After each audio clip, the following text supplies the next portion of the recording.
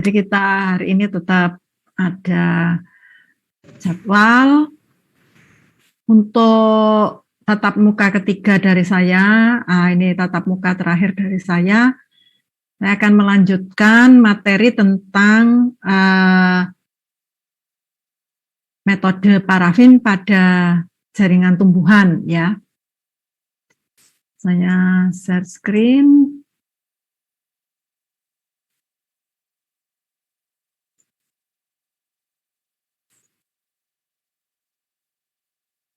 Ya, jadi saya sudah unggah juga di GCR, ya, materi untuk metode parafin jaringan tumbuhan. Ini refresh dari minggu kemarin, ya, kita sampai pada sectioning, trimming, ya, masih trimming, yaitu merapikan potongan blok parafin berisi bahan yang akan diiris. Kemudian yang kedua itu sectioning. Jadi sectioning itu mengiris, ya, dengan mikrotom geser. Setelah di trimming, ya, setelah blok parafinnya dirapikan, ditempel pada holder, kemudian diiris dengan mikrotom putar, ya, atau mikrotom geser. Selanjutnya nanti hasil irisan itu biasanya bentuknya seperti pita-pita, ya, akan ditempel, ya, atau dilakukan affixing di atas objek gelas, ya, atau gelas benda atau kaca benda, ya. Ini kemarin juga sudah saya tunjukkan ilustrasi atau gambar-gambar tentang trimming, ya, tentang trimming. Jadi dirapikan blok parafin yang sudah diisi bahan tadi, kemudian ini adalah diletakkan atau ditempelkan pada holder yang bisa dibuat dari blok kayu, ya. Nah, selanjutnya adalah mengiris atau sectioning. Jadi kemarin kalau tidak salah sampai sini, ya. Jadi untuk meletakkan blok parafin yang berisi bahan itu ada pertimbangan, yaitu jangan sampai terlalu menonjol begitu, ya. Jadi karena nanti ada pengaruh dari getaran pisau, ya, pada saat mengiris, sehingga kalau dikhawatirkan kalau tidak rapat menempelnya, ya, itu akan lepas blok parafin yang berisi bahan, lepas dari holder kayu, sehingga ini yang gambar kiri bawah, yang sebelah kanan ini ada tanda cross, itu jangan sampai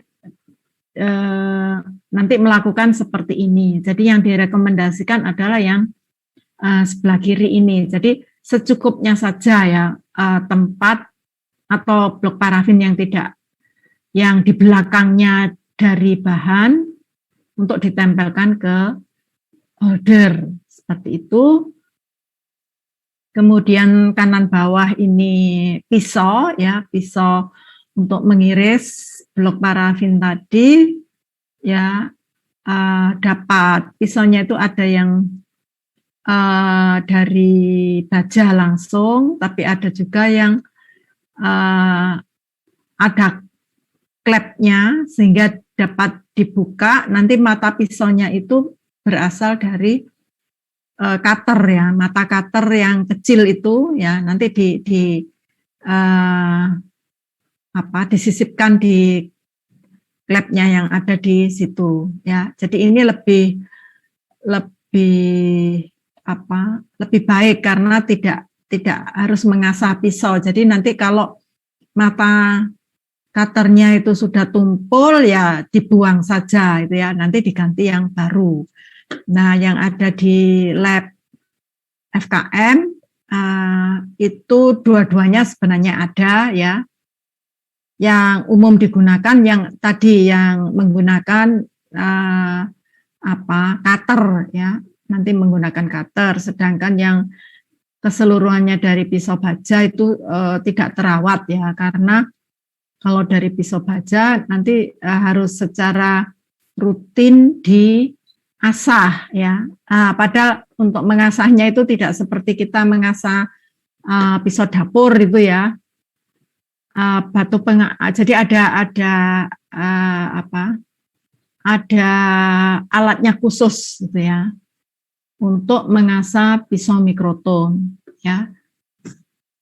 Ini yang di jurusan biologi belum punya dan mungkin tidak akan diadakan karena lebih praktis dengan yang menggunakan pisau cutter ya, mata pisau cutter. Nah, ini jadi pada saat pertama balok itu diiris ya, blok parafin tadi diiris itu biasanya tidak beraturan. Jadi ini ada beberapa yang terbuang ya. Jadi makanya nanti kalau mau mengiris itu usahakan yang ada bahannya itu jangan terlalu mepet ke permukaan ya, ke permukaan bloknya. Karena nanti pada saat pertama itu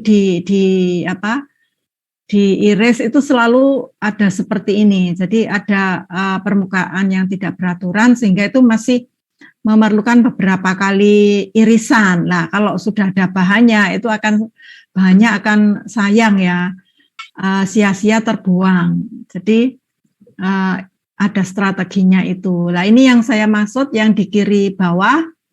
Ini yang pisau yang ini ada klemnya ya. Ini terlihat ini bisa dikeluarkan dengan karena ada sekrupnya. Nah, yang ini adalah pisau cutter yang kecil tadi. Jadi bisa disisipkan di situ. Dan ini lebih praktis ya dibanding kalau yang dua di atas ini adalah pisau baja ya, dari pisau baja. Jadi ini. Jadi yang kanan bawah irisan yang paling bagus itu mestinya yang di tengah ya. Ini karena simetri ya. Kiri kanan sama besarnya dan tidak miring gitu ya. Sedangkan yang kiri dan sebelah kanan ini karena proses trimming yang kurang bagus ya di sebelah kanan sehingga ini tidak lurus ya. Tapi selama itu tidak kena bahan, jadi bahan di sini itu yang bulatan hitam ini ya, bulatan warna gelap. Nah, ini selama tidak kena bahan itu masih bisa digunakan ya, bisa diproses lebih lanjut. Demikian juga yang sebelah kiri itu akhirnya kan pita ya, ini disebut pita ya, pita parafin yang dibentuk itu akhirnya seperti melengkung ya. Ini karena irisan pada saat trimming yang tidak sama ya. Jadi yang diharapkan itu yang di tengah ini, yang ideal ya. Yang di kiri dan kanan meskipun tidak ideal selama tidak mengenai bahan yang ada di dalamnya sini masih dapat dilanjutkan prosesnya. Artinya dapat ditempel kemudian nanti diwarnai. Nah, ini juga proses, jadi yang atas ini dua-duanya adalah mikrotom putar ya atau rotary mikrotom. Demikian juga yang kanan bawah, ini juga rotary mikrotom. Namun yang di bawah ini sudah otomatis ya, karena nanti dengan disetting nanti ketebalannya berapa, diminta berapa, uh, mikrotom ini akan berjalan dengan sendirinya. Jadi tidak perlu diengkol lagi seperti di kiri atas ini. Jadi kalau ini masih manual ya.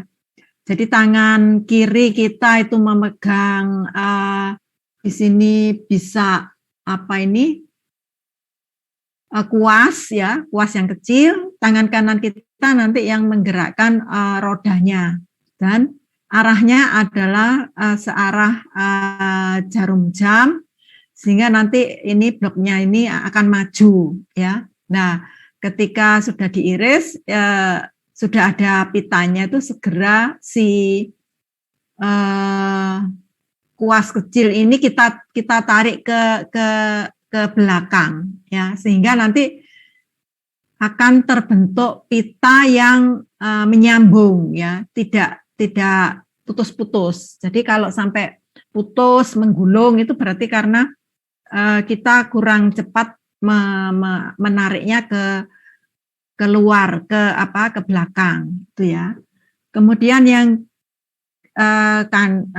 bawah kiri ya, kiri bawah ini adalah mikrotom geser ya atau sliding mikrotom. Jadi bahannya blok parafin yang ada bahan atau isi spesimennya itu diletakkan di sini ya. Pisaunya ada di ini ya. Jadi posisinya agak beda dengan yang di mikrotom putar ya. Tapi tetap untuk pisau sama digunakan ya. Seperti halnya pada mikrotom putar. Nah, posisi dari pisau itu juga menentukan pita parafin nanti yang akan dibentuk ya. Jadi ada di mikrotom itu sudah ada setelannya. Jadi nanti mau menggunakan sudut berapa itu sudah dapat disetel di bawah dari pisaunya ya. Jadi di situ ada klem yang nanti bisa disetel. Ya, yang baik itu adalah yang di tengah. Jadi kalau sudutnya terlalu rendah atau terlalu tinggi itu justru nanti efeknya pada irisan yang dibentuk itu kadang-kadang terlalu terkompres itu artinya seperti tertekan gitu ya, jadi menciut ya, jadi nanti irisannya itu seperti menciut. Nah itu juga salah satu hal karena pemilihan sudut pisau yang kurang tepat ya. Tapi kalau yang di tengah itu juga ada efek menciutnya ya. Namun tidak sebesar kalau yang di kiri kanan ya, yang sudutnya lebih besar atau lebih lebih sedikit atau lebih kecil, sudutnya lebih besar atau lebih kecil itu. Jadi itu ya, kemiringan sudut pisau juga menentukan dari irisan yang dihasilkan. Selanjutnya ini adalah sama, ini juga mikrotom putar, tapi ini versi yang sudah lama ya, sudah kuno. Namun demikian sepertinya masih berfungsi dengan baik karena ketika blok tadi diiris itu ini terlihat sekali potongan pita yang tidak putus-putus ya. Putus pun mungkin sedikit gitu ya. Jadi ini adalah potongan yang atau irisan yang bagus. Jadi membentuk pita sepanjang ini ya. Yang perlu diperhatikan pada saat nanti mengiris ya dengan mikrotom putar atau mikrotom geser itu jangan sampai ada yang bersin. Nanti kalau ada yang bersin pita-pitanya ini akan terbang semua itu ya, sudah susah-susah mengiris,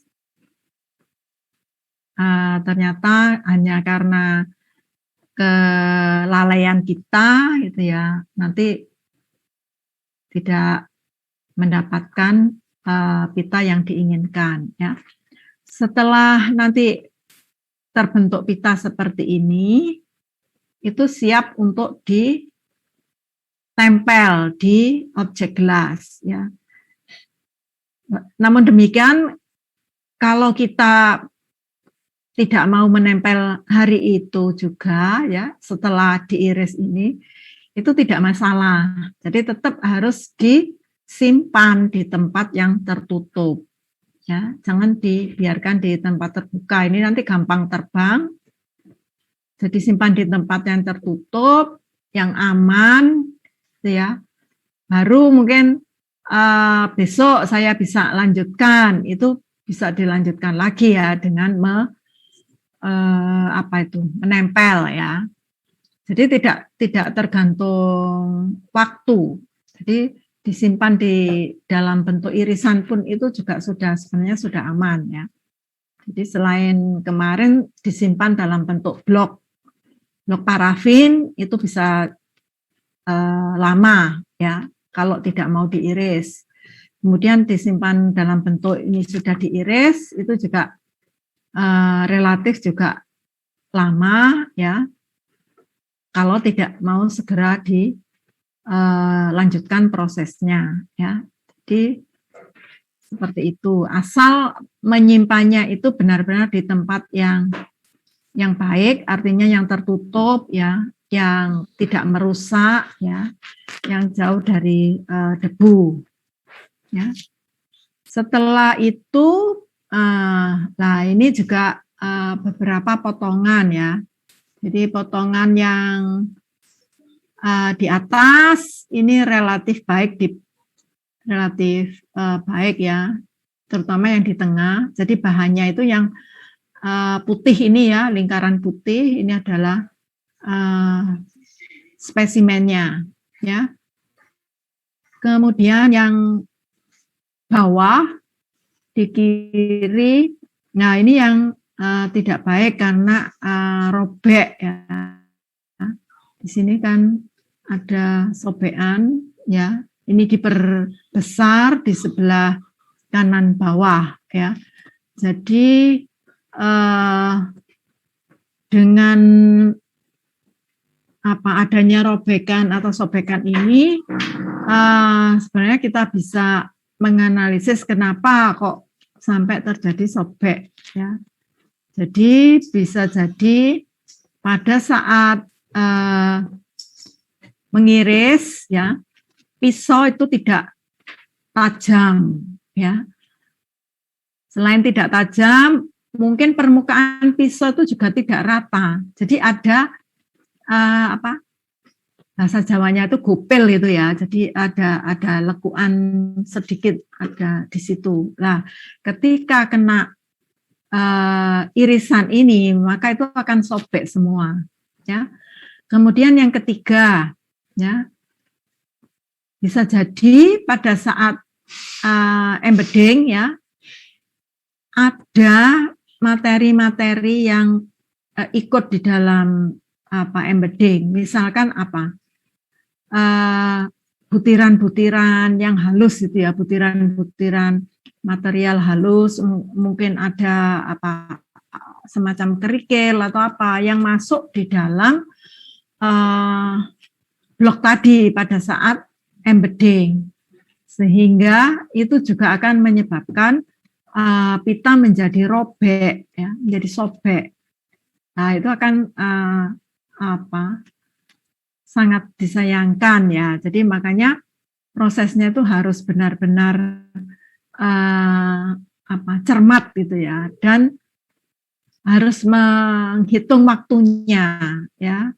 Kalau misalnya badannya sudah capek, itu kadang-kadang ya percuma kalau diteruskan. Nanti mesti hasilnya itu tidak bagus gitu ya. Jadi itu seperti itu ya. Karena ini bisa ditunjukkan di sini setelah sekian lama prosesnya, ternyata ketika diiris malah hasil pita parafinnya tidak baik, gitu ya. Jadi seperti sia-sia kerja yang sudah sekian jam itu, ya. Jadi yang di atas ini nanti juga masih bisa digunakan, ya. Untuk menempel, ya, menempelkan potongan ini, potongan pita ke objek gelas.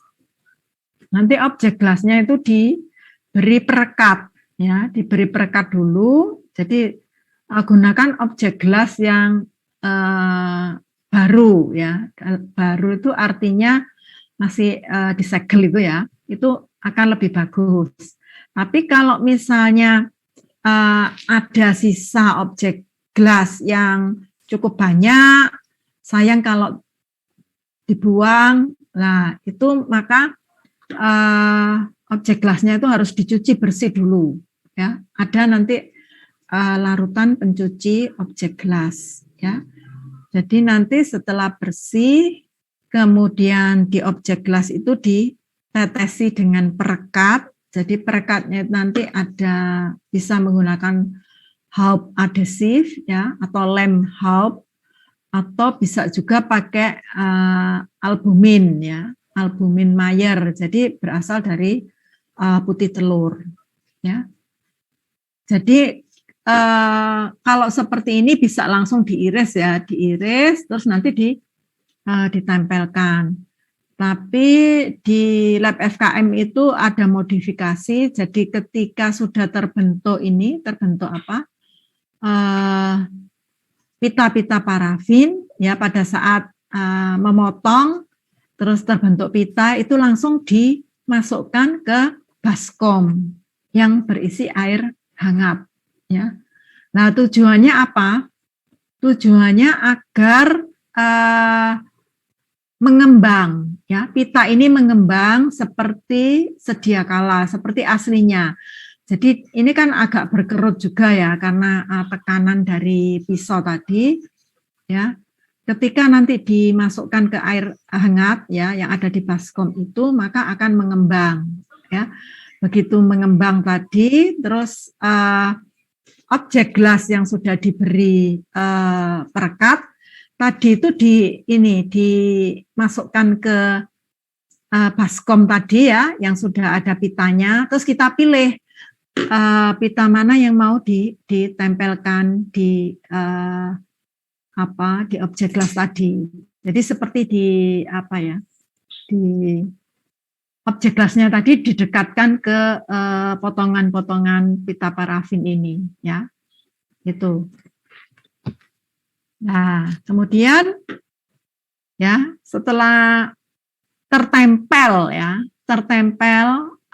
pita parafinnya tertempel di objek gelas, ya, ini dihangatkan, ya, dihangatkannya pakai hot plate atau papan pemanas. Jadi di sini nih papan pemanasnya dipanaskan dengan suhu sekitar 40 derajat, jadi jangan terlalu panas, ya. Nanti kalau terlalu panas, parafinnya itu meletup, ya. Nanti akhirnya berlubang bahannya, ya. Jadi tujuannya diletakkan di atas hot plate itu sebenarnya untuk mencairkan parafinnya, ya, sehingga yang tadinya itu ini, ya, kelihatan masih budak gitu, ya, bahasa Jawanya, karena masih ada parafin. Lama-lama itu akan bening. Nah, bening seperti yang di sini. Dan yang terlihat nanti hanya bahan spesimennya saja, ya. Jadi parafinnya ini sudah leleh, menyebar, ya, seperti itu, sehingga tidak terlihat lagi, ya. Hanya bahan spesimennya saja nanti yang terlihat. Nah, jadi ini affixing, ya.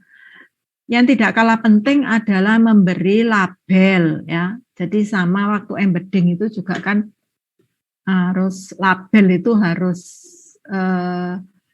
diingat ya, karena itu penting. Jadi jangan sampai tertukar. Nanti kalau tertukar, datanya itu juga bisa tertukar ya, dan akan sia-sia yang sudah dikerjakan ya. Jadi makanya ini beberapa objek gelas itu yang di atasnya ini sudah ada bagian yang agak seperti ice glass gitu ya, buram.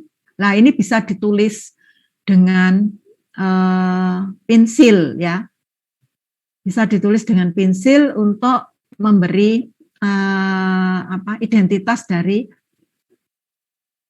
potongan ini ya.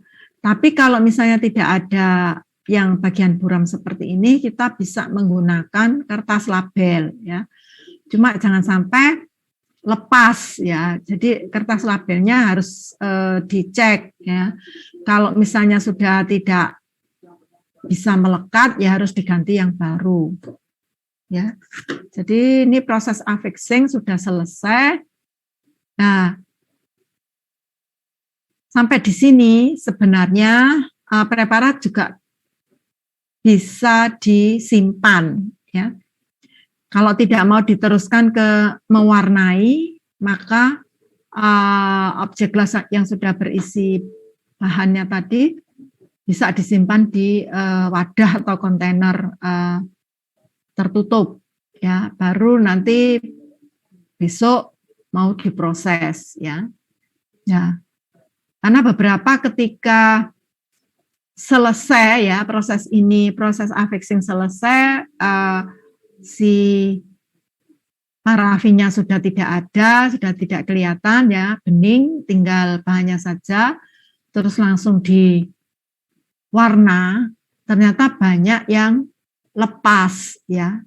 Jadi mungkin butuh waktu semalam ya, seandainya mau diproses untuk ke pewarnaan. Jadi ketika langsung begitu banyak yang lepas ya. Jadi mungkin perlu waktu memang untuk menempel lebih kuat. Nah ini tadi kalau misalnya tidak menggunakan dari objek gelas yang masih di kotak yang tersegel ya, jadi itu dapat dibersihkan dengan larutan pembersih yang terdiri dari kalium bikromat ya, asam sulfat pekat dan aquades. Ini objek gelasnya direndam biasanya selama semalam ya. Baru besoknya itu dibersihkan, dicuci dengan air mengalir ya. Jadi di bawah keran itu pencuciannya, dan harus hati-hati karena ini ada asam sulfatnya. Jadi nanti jangan sampai mengenai anggota badan kita ya. Setelah dicuci baru nanti dikeringkan ya, dikeringkan, kemudian disimpan dan siap untuk digunakan. Nah ini ada perekatnya tadi ya, jadi ini lemnya itu dapat digunakan pada saat affixing itu ya. Jadi dapat menggunakan larutan disebut haup ya, terdiri dari gelatin, fenol, dan gliserin dengan komposisi seperti yang tertera di sini ya. Tuh. Jadi kalau lebih bagus sebenarnya untuk lemnya ini dibuatnya itu segar ya. Artinya jangan membuat larutan stok yang terlalu banyak sehingga ini nanti bisa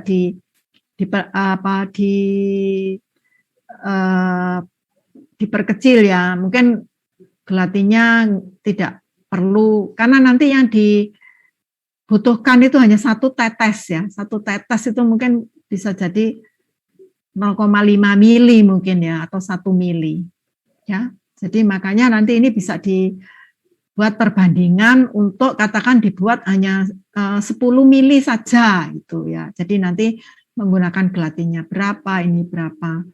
Karena nanti kalau lemnya ini disimpan lama itu juga risiko akan banyak tidak efektif lagi ya. Dan ini ada Aquades. Nah, ini ada yang Myers albumin. Jadi ini dari putih telur. Di lab FKM biasanya menggunakan ini untuk lemnya ya. Jadi dengan albumin 50 mili dan ada sodium salisilat 1 gram. Tujuannya ini untuk menghilangkan, diberi sodium salisilat menghilangkan ini jamur-jamur ya, spora-spora jamur agar tidak tumbuh di media ini. Ini karena akan medianya putih telur ya, albumin. Jadi diberi zat untuk menghilangkan spora-spora jamur. Ya. Dan gliserin. Ini juga kalau membuatnya sedikit nanti bisa dibuat perbandingan sesuai formulanya. Nah, ya. Berikutnya adalah staining. Ya.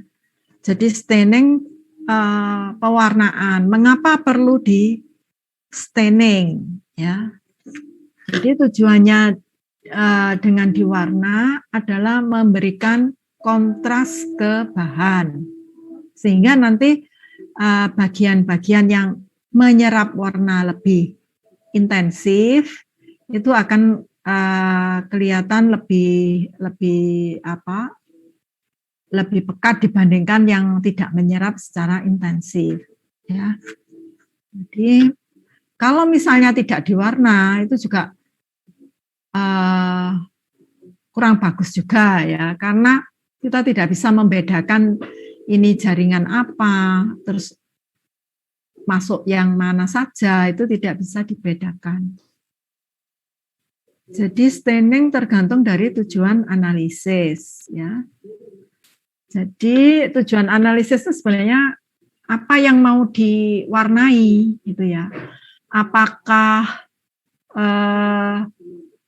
mau mewarnai jaringan meristematis, nanti akan beda dengan kalau mewarnai jaringan dewasa. Nah, seperti itu ya. Jadi ini prinsipnya setiap sel atau jaringan tumbuhan tertentu mengandung zat kimia tertentu yang akan spesifik terwarnai oleh zat warna kimia tertentu juga, ya.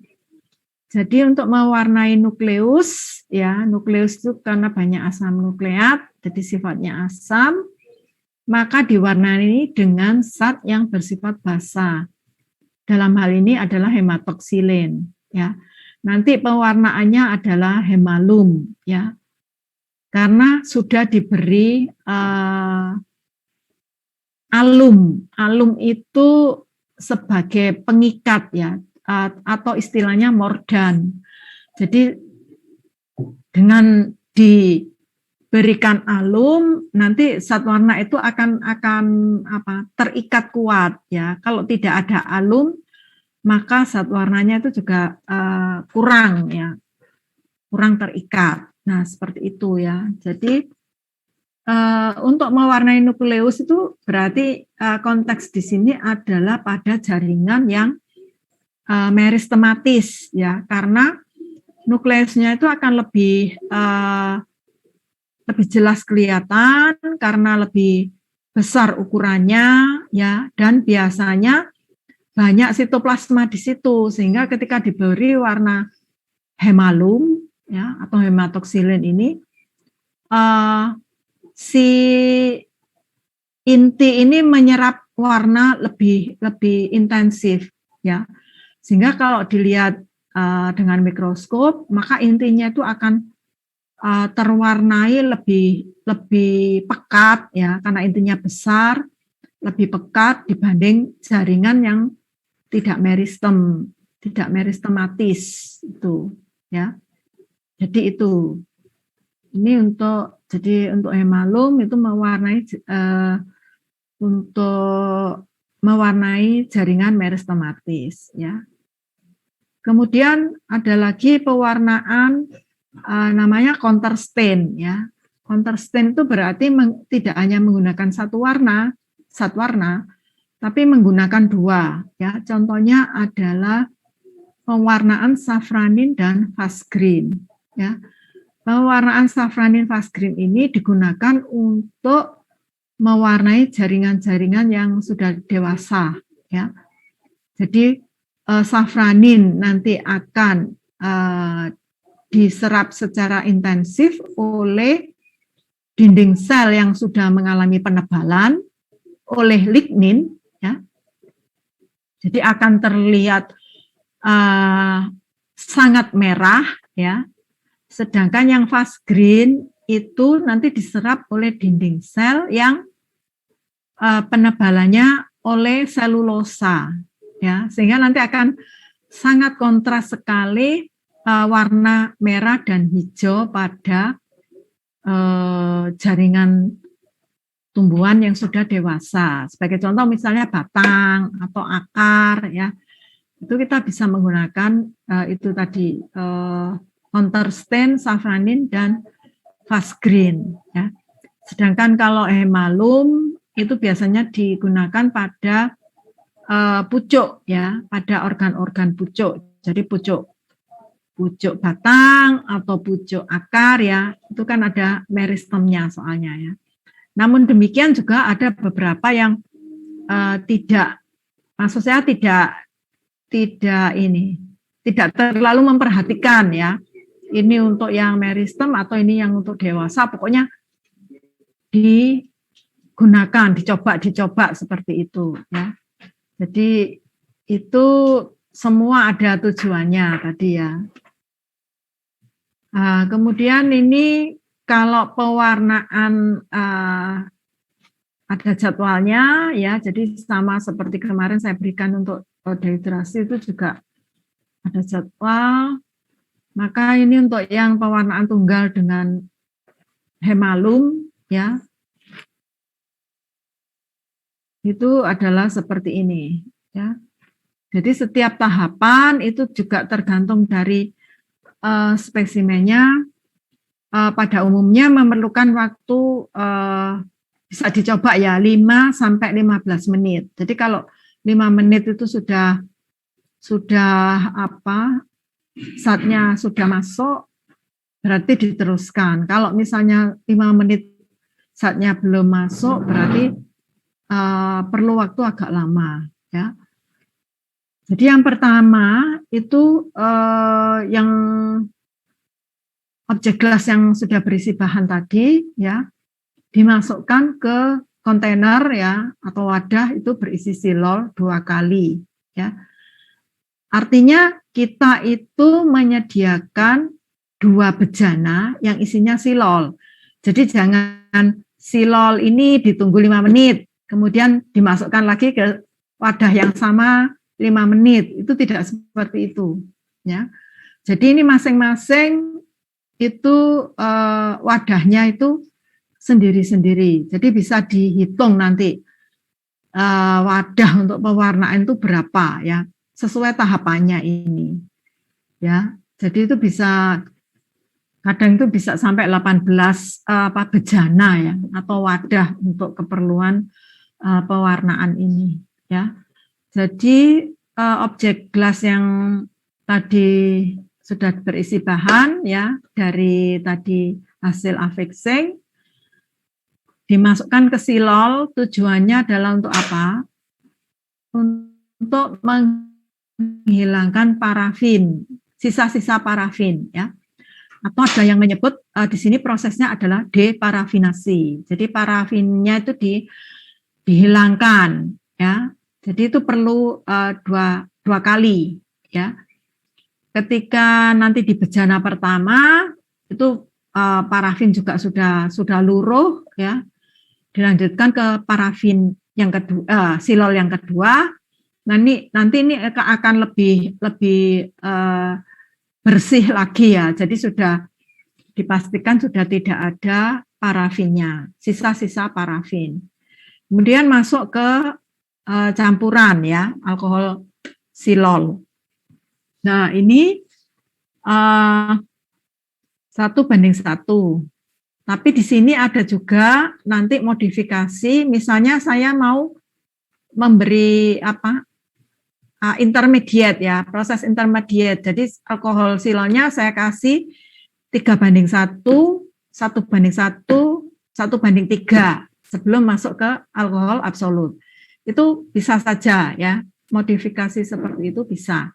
Jadi supaya memastikan benar-benar sudah bersih dari parafin ya. Atau mau langsung seperti ini, sudah langsung saya masuk yang tengah-tengah saja 1:1. Nah, terus dimasukkan ke absolut ya. Nah, ketika sampai alkohol absolut, ini ada peristiwa namanya bisa disebut dealkoholisasi ya. Jadi penurunan konsentrasi alkohol ya. Jadi tujuannya kenapa diturunkan sampai level 30%, karena nanti si ini pewarna hemalum ini larutnya adalah di aquades ya.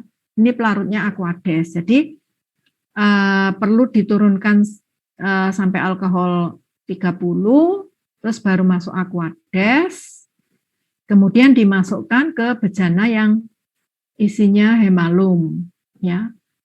Nah, setelah sampai hemalum nanti dimasukkan lagi ke aquades ya. Hemalum ini sifatnya adalah progresif ya.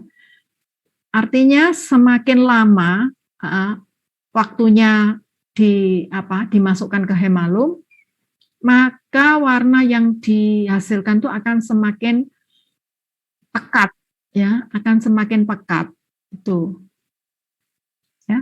Jadi warnanya bersifat sifat progresif dari hemalum. Kemudian dimasukkan berikutnya ke aquades. Jadi aquades ini untuk menghilangkan sisa-sisa tadi ya, sisa-sisa dari hemalum yang ada di dalam bahan tadi ya. Setelah masuk aquades kemudian ke air mengalir ya, air mengalir, kemudian masuk ke 0,1% natrium karbonat ya. Nah, jadi ini untuk mempertajam warna ya. Baru setelah itu kembali ada proses alkoholisasi. Jadi dibawa ke alkohol yang meningkat konsentrasinya ya. Ini meningkat sampai ke absolut ya. Setelah absolut nanti ada intermediate lagi ya, alkohol silol. Kalau mau tadi misalnya 3:1, 1:1, 1:3 silakan saja. Baru selanjutnya masuk ke silol murni 2 kali. Jadi ini untuk penjernihan, untuk clearing ya. Jadi tadi mengapa kok dibawa ke alkohol lagi? Karena nanti tujuannya mau dibawa ke silol ya. Seperti yang sudah saya infokan sebelumnya, silol atau silin ya. Ada ininya silin. Itu adalah derivat dari alkohol ya. Dan entelan ini perekatnya, lemnya. Entelan itu larutnya adalah di silol. Nah, itu. Sehingga itu tadi proses terakhirnya harus sampai ke silol. Ya, jadi dengan jadwal seperti ini nanti kita bisa menghitung waktunya ya. Jadi kalau sudah ke pewarnaan ini jangan dihentikan ya. Jadi harus sampai selesai itu. Jadi beda dengan kemarin waktu dehidrasi itu bisa dihentikan di tahapan yang mana gitu ya. Kemudian infiltrasi itu juga bisa ada tahapan yang mana mau dihentikan. Tapi kalau pewarnaan ya ini harus sampai selesai. Maka itu harus menghitung waktunya. Kalau butuh 5 menit, ini ada berapa tahap ini bisa dikalikan gitu ya. Jadi berapa total waktu yang diperlukan. Dan kelonggaran waktunya itu kapan untuk bisa mengerjakan ini itu juga bisa dihitung dari waktu yang diperlukan ini ya. Ini dengan hematoksilin namanya menjadi hemalum. Selanjutnya ini yang counter stain ya, yang 2 warna. Jadi sama, jadi dimasukkan ke pewarna pertama dulu yaitu safranin 1%, kemudian berikutnya nanti ke fast green 1% ya. Jadwalnya juga sama ya. Jadi deparafinasi, kemudian dealkoholisasi, masuk ke pewarna pertama, kemudian ada alkoholisasi meningkat ya, masuk ke pewarna kedua, terus dilanjutkan alkoholisasinya sampai nanti masuk ke silol ya. Silol 2, jadi penjernihan. Setelah itu baru ditutup ya, baru ditutup menggunakan entelan ya. Dan cara menutupnya itu juga biasanya jangan ditutup dengan dek gelas ya, atau dijatuhkan dari atas ya, tidak seperti itu caranya ya.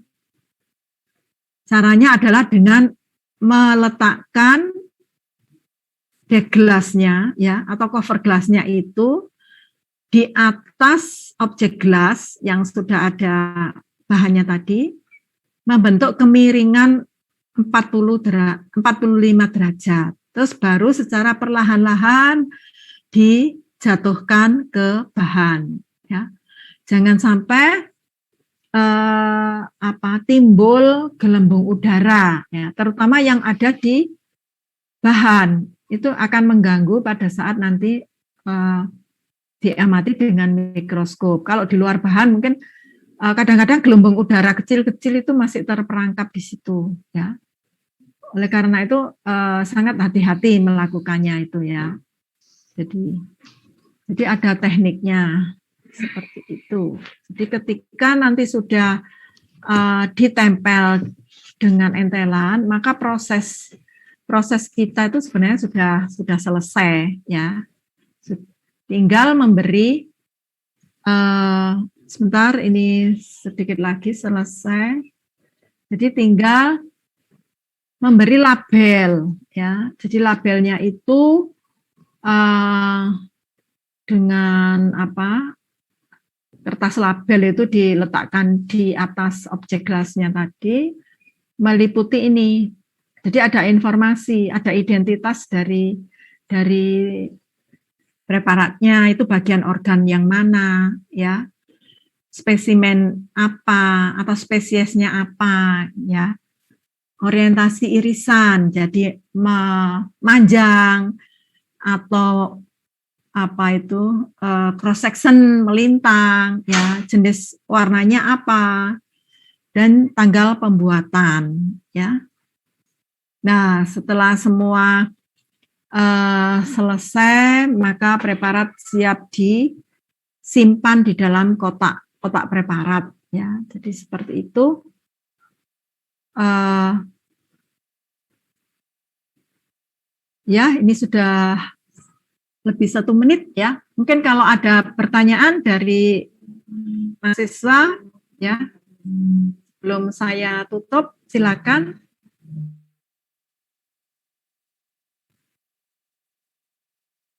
Sudah jelas ya? Ya, ya. Jadi ini sebenarnya lebih banyak ke apa? Ke teknik ya, ke teknik seperti itu dan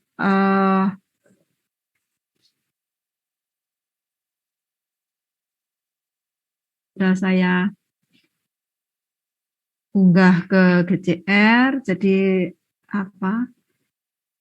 Dengan demikian materi dari saya akhiri ya. Jadi nanti materi ini akan masuk di evaluasi UAS ya, UAS semester genap 2021-2002 dari mikroteknik ya. Jadi selamat belajar, semoga mendapatkan hasil yang baik gitu ya.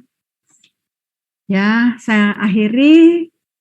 Wassalamualaikum warahmatullahi wabarakatuh.